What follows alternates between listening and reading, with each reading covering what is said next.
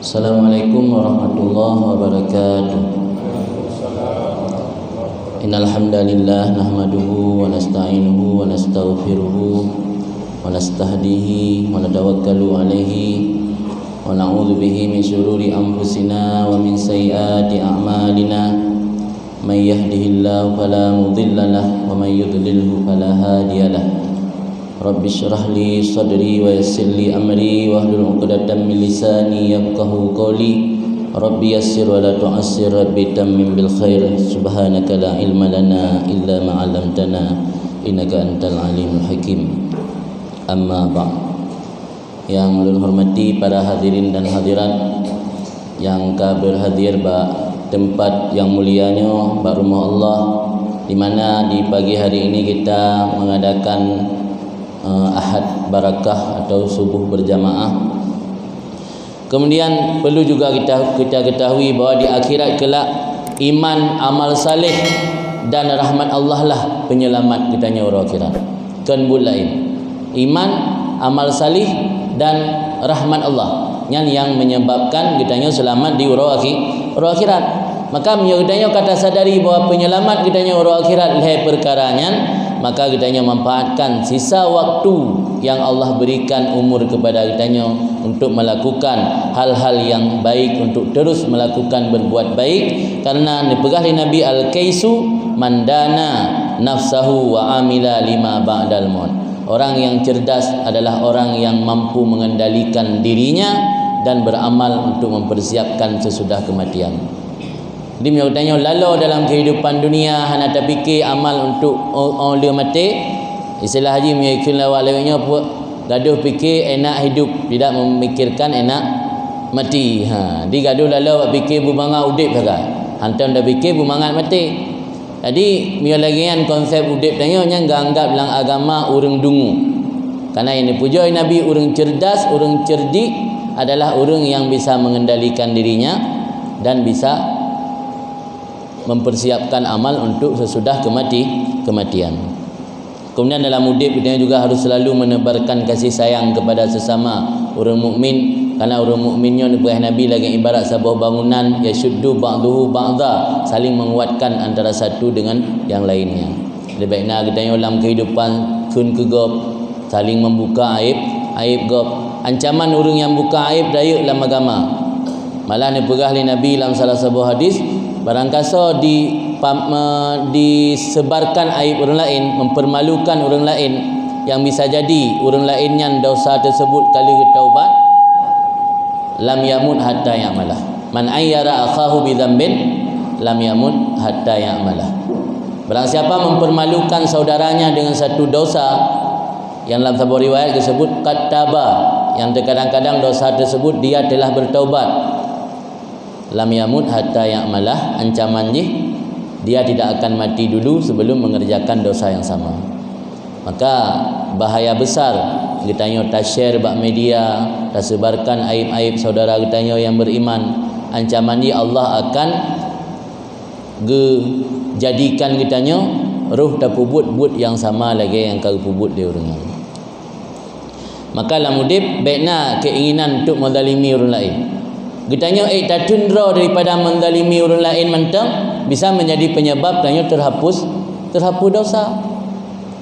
Dalam sebuah hadis disebut man asbaha barangkasa ketika masuk waktu pagi walam yanwi zulma ahadin, tidak pernah ada niat dalam hati untuk menzalimi ahadin seseorang pun, ghufira lahu majtarama, Allah akan memberi keampunan baginya dosa-dosa yang telah dia lakukan. Ini dalam Islam luar biasa, Allah beri anugerah dan rahmat kepada umat Muhammad. Tidak ada niat menzalimi orang saja, Allah bisa menjadikan penyebab diampunkan dosa.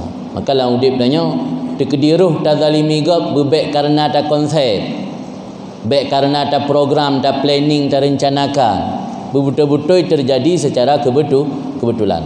Sebab menyebut kesalahan yang terjadi secara kebetulan, kemaafan dan keampunan Allah terbuka lebar. Tapi menyebut jauh-jauh hari kata konsep dan rencanakan, yang bisa-bisa Allah murka kepada kita. Maka dalam hidup dia baik sagai na niat dan na konsep rencana untuk menzalimi orang lain. Sebab benar balasan yang Allah berikan dalam hadis bahawa akan menjadi penyebab tanya terampuni dosa-dosa yang kali pernah saya kerjakan. Kemudian hadir majlis ilmu yang lainnya juga bisa menjadi ajang untuk memperbanyak melipat gandakan amal ibadat. Perlu kita ketahui bersama bahawa ibadat yang kita lakukan nyata banding dengan urung-urung awai, dengan kalangan tabi'in, kalangan sahabat dan kalangan urung-urung yang udip pada generasi salaf, jauh tak ibadat urungan ketimbang katanya. Dari segi kuantitas saja jauh, apalagi berbicara kualitas. Imam Ahmad bin Hanbal, mungkin hana urung yang hana kenal. Imam Ahmad bin Hanbal, pendiri mazhab Hanbali, lahir 2 rakaat ke sembahyang malam, tip malam sembahyang sunat. Malah dalam cerita ketika beliau sakit-sakitan menjelang wafat, separuh serta imam beliau. Yang biasa lahir 2 rakaat, separuh serta imam beliau. Yang sakit-sakit serta imam beliau. Tanya kira-kira natam sembahyang ibadat malam, yang nak lebih ibadat malam macam yang dalam bulan Ramadan ni. Yang pilam 12 bulan, 3 bulan lah kan. Yang punya punuh dah sembahyang masih bulan dah. Yang nak tu serta sih 20 kan. Nah, bakat koh lah, baik tu 20. Kemudian dari segi kuantitas menteng, beda kita ngurungan kualitas lebih dalam. Kualitas jauh datang, kualitas ibadat urungan ketimbang kualitas ibadat katanya. Malah salah seorang sahabat Nabi Abdullah bin Mas'ud dia pegah lagi kan bahawa 2 rakaat sembahyang urung yang tidak memiliki keterikatan hati dengan dunia, karena penyebab haitim khusyuk dan sembahyang gara-gara terikat hati dengan dunia. Yang penyebab utama. Yang hati tabah hana terikat dengan dunia, yang insya-Allah khusyuk dari awal sampai akhir. Penyebab pakan kiban disampaikan oleh Abdullah bin Mas'ud saya dikedi urung sembahyang 2 rakaat mentang dalam keadaan hati zuhud yang lebih hebat daripada dunia dan isinya. Kan bandingan bacut dunia dan seluruh isinya, gad sembahyang 2 rakaat urung yang hatinya hana terikat dengan dunia. Yang berlalu nak pegah dari segi kuantitas banyaknya mantang mending lebih le urungnya ketimbang daya. Dari segi kualitas mutu mantang lebih le gad mutu ibadat urungnya ketimbang katanya. Mawate lagi yang kiban secara tengok kagebi akal li Allah belisik tamita cara ibadat hanala tak buat, tapi ganjaran gebi yang raya luar biasa. Yang salah satu keutamaan umat Nabi Muhammad dalam kitab Syaraful Ummatil Muhammadiyah, kemuliaan umat-umat Nabi Muhammad, yang ditulis oleh Al-Habib As-Sayyid Muhammad bin Alawi bin Abbas Al-Maliki Al-Hasani. Beliau meninggal tahun 2004, salah satu ulama Ahlussunnah wal Jamaah yang tinggal di Makkah. Beliau menyebutkan bahawa salah satu kemuliaan umat Muhammad iaitu Allah berikan ganjaran berlipat ganda dari amal kebaikan. Nya hana pernah gebi ku umat awal. Malah kan gelipat ganda ganjaran amal kebaikan. Allah gebi kepada umat Muhammad dipubut amal kebaikan satu macam, tapi gebi ganjaran amal kebaikan yang lain. Termasuk hadir majlis ilmu. Letak hadis-hadis riwayat yang menyatakan keutamaan hadir majlis ilmu bagaikan berjihad, bagaikan salat 1000 rakaat dan lain-lain. Ini yang perlu nak sampaikan. Dalam sebuah hadis yang diriwayat oleh sahabat Abu Umamah berkata bahawa Rasulullah pernah bersabda, "Man ghada ilal masjid la yuridu illa liyata'allama khairan." Barang siapa yang datang di waktu pagi hari menuju masjid, la yuridu illa liyata'allama khairan, tidak ada niat kecuali untuk belajar kebaikan, au yu'allimahu, atau mengajari kepada orang lain kebaikan, kana lahu ujrah mu'tamir tamil umrah, ada baginya pahala seperti orang melaksanakan umrah yang sempurna.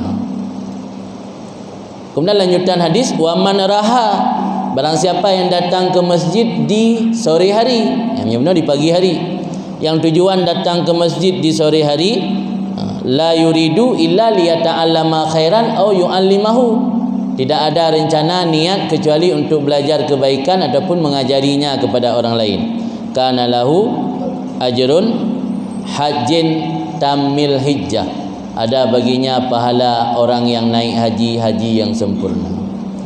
Ternyata getanya berada di Bernun sekalipun, tidak harus berangkat ke Saudi Arabia, juga bisa mendapat pahala umrah. Luar biasa dalam agama kita. Hadir majlis ilmu mendapat pahala sama seperti umrah, tanpa harus mengeluarkan biaya, tanpa harus berhubungan dengan travel, tanpa harus meninggalkan kampung halaman. Tapi Allah gebi pahala sama lagi pahala umrah. Tapi pakan ji urang karena tidak menganggap penting. Faktor paling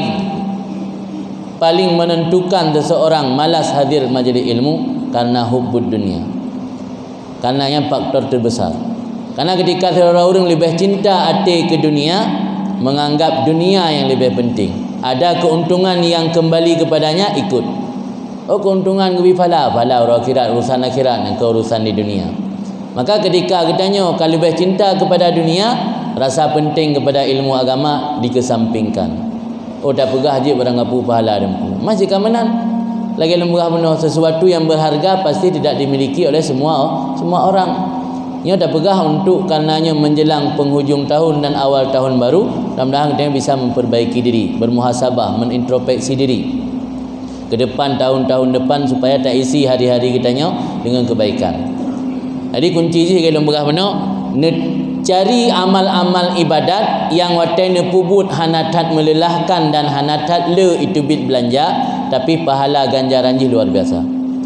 Malah pernah dipegah oleh salah seorang ulama, katanya yang kekurangan dalam amal ibadat, ulam umur kaput peluh, kaimang peluh, cara untuk tutup kekurangan amal yang kau likutnya bisa dengan memperbanyak amal-amal menjelang maghrib sampai sesudah maghrib, dan memperbanyak amal-amal menjelang subuh sampai sesudah subuh.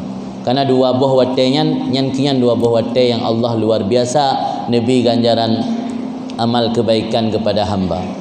Dua buah watainya mententang manfaatkan. Memang cik urang pada dua buah watainya. Maka li Nabi dalam hadis ini pegang perbezaan antara orang mukmin dengan orang munafik. Dan ke bawa watai sembahyang isya dengan watai sembahyang subuh. Karena subuh dengan mengatakan watai isya, watai akan menjelang masuk watai istirahat. Cik pasti urang dia bawa watai subuh, jika pasti urang bawa beda. Musliman subuh kadang-kadang hak jaga bulan watai, pulang hadir masjid. Pulang hadir ya golong subuh, melaksanakan salat tahajud, salat witir, wirid dan sebagainya. Ini supaya tahu urang bawa si harus buat tanya. Maka katanya yang tapu biasa lagi nya, talakay ba Allah bergebi ketetapan. Maka dalakay tapi ya Allah Rabbana la tuzigh qulubana ba'da idh hadaitana, ya Allah hati kamu yang kali nabi hidayah, nabi petunjuk, baik sagai ini cabut hidayahnya. Bisa-bisa dalam keadaan mendapat hidayah daripada Allah. Kemudian nasabah hadis tudlam yang riwayat oleh Imam Tirmizi, yang hadis tersebut bisa menjadi motivasi besar katanya untuk selalu hadir jamaah subuh. Man salla al-ghadata fi jama'atin. Yang benar dalam hadis itu disebut masjid. Inilah hadis kedua hanya disebut masjid, berarti beranggapat je. Ada balai rumah menasah je. Man sallal ghadata fi jama'atin, barang siapa melakukan salat subuh secara berjamaah. Summa qa'ada yadhkurullah, kemudian duduk berzikir kepada Allah. Baik dia salim langsung debit. Nak kait ni duduk berzikir kepada Allah hatta tatlu'asy syamsu, sehingga terbit matahari. Terbit matahari nyajim bab katanya kira-kira pukul 6:20 kai terbit. Pada kai terbit matahari, baik langsung wasyid summa salla raka'ataini. Salat 2 rakaat. Pun sembahyang tu. Sembahyang syuruk. Teban di terbit matahari, sembahyang 2 rakaat, kemudian sembahyang syuruk. Saya lalu sembahyang syuruk 2 rakaat karena Allah Taala. Nyan miyotatim laksanakan lagi nyan kanat lahu ka ajri hijjatin wa umratin tamah. Ada baginya pahala haji dan umrah. Kan haji tu haji sekaligus umrah, tamah. Ni ulang-ulang di Nabi lehega tamah. Tapi kunci je hadir sembahyang subuh berjamaah, duduk berzikir kepada Allah sampai matahari terbit. Sesudah matahari terbit salat sunat 2 rakaat. Kemudian langsung lu salim terbit aju, nyah nak merumpak fadilah lain lagi yang nyah nak merumpak. Jadi yang pelet tip urang merumpak pahala sama lagi haji dan pahala sama lagi ya pubuk umrah. Sembahyang subuh berjamaah Alian duduk berzikir sampai matahari terbit, salat isyraq atau salat syuruk 2 rakaat, baru bubar alian. Yang merupakan pahala tambah lagi haji dan umrah, tambah. Lega ulang Nabi, tambah. Yang mungkin bisa menjadi motivasi kita tetap dalam keadaan terlestarikan kegiatan-kegiatan yang lagi rupa. Kemudian akan membaca tentang keutamaan menjaga salat subuh. Karena berkaitan dengan kegiatan yang kita lakukan orangnya. Keutamaan menjaga salat subuh 5 buah keutamaan ni. Mudah-mudahan menjadi motivasi untuk mengupdate semangat kita ya. Pertama, untuk memperoleh jaminan masuk surga. Dalam sebuah hadis Rasul bersabda, "Man sallal bardaini dakhalal jannah." Barang siapa yang salat bardaini kan makna ji 2 buah wate dalam keadaan dingin. Bardun dingin, bardaini 2 buah wate dingin. Maka ngekun 2 buah wate lupi karena menjelang maghrib uro kalupi nak tarik li. Subuh pi dalam keadaan lupi. Maka bardaini maksud adalah salat subuh dan salat isya. Dalam hadis tersebut Nabi menjamin surga kepada orang yang melaksanakan salat subuh dan salat asar. Berarti kegiatan yang kita lakukan lagi yang salat subuh bisa menjadi jaminan kita yang masuk surga. Kemudian yang kedua, keutamaan dia iaitu terhindar daripada api neraka. Dalil kita, la yalijan nara ahadun salla qabla tulu'i syamsi wa qabla ghurubiha. Hadis riwayat Muslim. Tidak akan masuk surga, tidak akan masuk neraka seseorang yang salat sebelum matahari terbit, iaitu salat subuh, dan yang salat sebelum matahari terbenam, iaitu salat asar.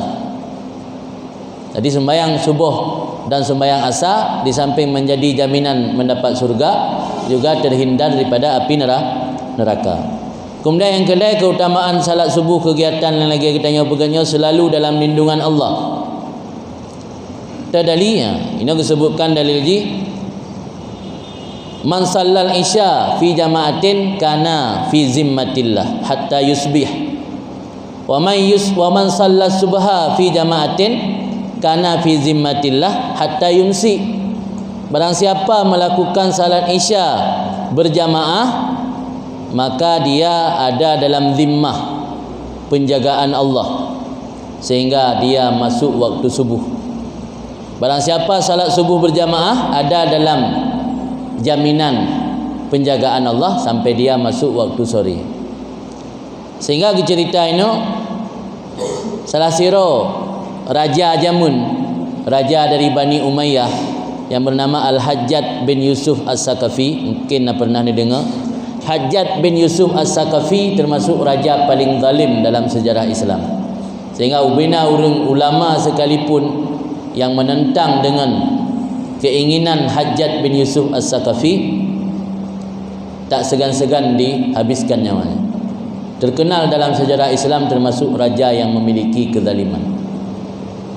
Tapi walau raja tersebut paling zalim, ketika nak urang yang dilapor salah di bak raja, menyona urang pegah bahawa urangnya naga sembahyang subuh berjamaah benar, hana jadi dihukum.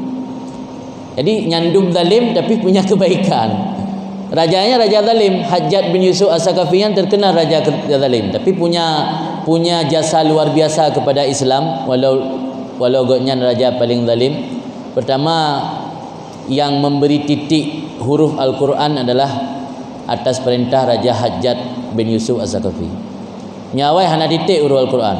Yang orang Arab kalau tahu baca gekalan konteks je, gekalan pu yang tengah dibicarakan ilikat, pu yang akan dibicarakan uke, yang kalau tahu baca gerau ke. Maksud Abdul Rahman, Abdun yang hana dapat pakai ba yang kita baca indah. Abdun kena ba oleh in. Yang ba titik yang na ba nya minta pindah waktu baca ji indah, minta penduk titik yub baca ji Abdun. Jin Indar Rahman di sisi Tuhan, jin Abdul Rahman hamba Tuhan. Urang zaman seperti sahabat Nabi ada hana titik itu baca Al-Quran karena gekalan konteks yang tengah pegah putra. Yang tengah perah mesti berkaitan tentang masalah keadaan hamba di sisi Tuhan. Nyahang dia baca bedun, indah dia baca. Tapi yang memberi titik pertama kali Al-Quran dalam sejarah adalah Hajjaj bin Yusuf As-Saqafi.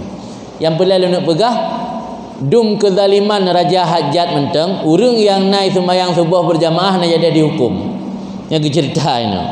Cerita ini Hajjaj ketika dibe urang dia lapor bagaian, ia me untuk ia pegah agaknya na yang melangih dengan raja. Getanya ngilai ba urang yan, hal sallaita subha fi jamaatin? Nak kata sembahyang subuh noh berjamaah. Nyam ye jawab na, nya langsung laju geperintah oleh Raja Hajjaj bebaskan. Bahkan geperintah gi bebaskan, ala geperano karena takut bahawa Allah akan getuntut gaknya ninga. Nyandum zalim tapi tinggal ikenana. Jadi yang inti tanda petik inan buat pelajaran dia. Ternyata getanya yang biasakan jamaah subuh Allah gelindungi tanya. Sekalipun getanya dibawa di hadapan raja yang cukup zalim, raja yang cukup kejam, tapi Allah tetap melindungi getanya. Maka salah satu keutamaan kegiatan salat subuh berjamaah adalah mendapat perlindungan daripada Allah. Orangnya tanya tak laki perlindungan buat manusia. Nekala nudip urang di kota-kota ikut asuransi hal macam-macam ada tu.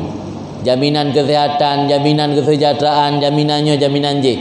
Padahal perlindungan ubebut yang hakiki adalah perlindungan daripada Allah. Mampakan waktu kala tak ikut jaminannya, jaminan J itu malah kejadian. Dan berarti urang yang ikut asuransi motor contoh je. Cikna kamu pak tuan. Waktu hana asuransi, hantam depan happy. Ya kan yang biasa kemenan. Cik mana je lagi tengok kamu sim nah mengkamu sim jika naik tutup kalau yang sim di PC. Atau udip sim dah imam thon kana sim udip mesti ga antai leke sim. Mangka mate jika roi leke.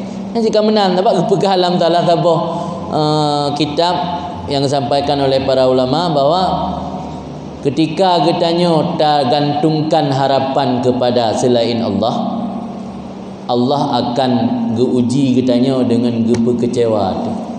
Bahkan Allah geuji kitanya dengan kecewa supaya mangat terasakan kiban sakit getanya saat tergantungkan harapan kepada yang kan Allah. Maka le urang dalam hidup di dunia nya ketika harapan nganya gegantungkan bahkan Allah. Gegantungkan harapan nganya dengan jaminan kesehatan. Gegantungkan harapan nganya dengan asuransi, jaminan kesejahteraan, jaminan pendidikan, jaminan kerja, malah berujung kecewa. Karena Allah diinginkan tanya hamba sepenuh hati berharap kepada Allah. Saat tanya tak berharap pada yang kan Allah, Allah berkecewa tanya supaya mengat rasakan kiban sakit. Saat ditanya dikecewakan hantruk keinginan tanya. Menanke Allah gerasakan hana senang, hana rida kepada hamba ketika hamba hana diberharap kepada Allah. Kemudian selanjutnya keutamaan yang keput disaksikan oleh para malaikat. Kegiatan segala subuh yang lagi kita lakukan disaksikan oleh para malaikat. Dalam ayat disebutkan bahawa salah satu ayat Allah berfirman, "Aqimis salata liduluki syam ila ghasaqil lail wa qur'anal fajri." Tegaklah salat hingga matahari tergelincir di waktu siang, salat zuhur, ila ghasaqil lail sehingga gelap malam, salat asar sampai salat maghrib. Wa qur'anal fajri dan tegakkan olehmu akan sembahyang fajar. Quran maksudnya salat fajar. Inna qur'anal fajri kana masyhuda. Sesungguhnya salat fajar itu ada disaksikan oleh para malaikat. Jadi keutamaan yang keput iaitu disaksikan oleh para malaikat. Karena malaikat waktu subuh berkumpul malaikat ura dan malaikat malam.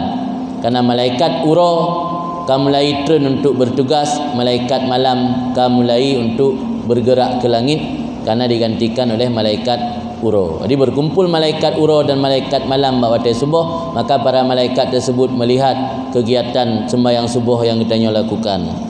Kemudian yang kelima keutamaan salat subuh berjamaah iaitu berat bagi orang munafik, maka ringan bagi orang mukmin. Pembeda antara munafik dengan orang mukmin yang ke sembahyang subuh. Farkun ma bainana wa bainal munafikin annahum la yastati'una hudhural isya was subhi fil jamaah.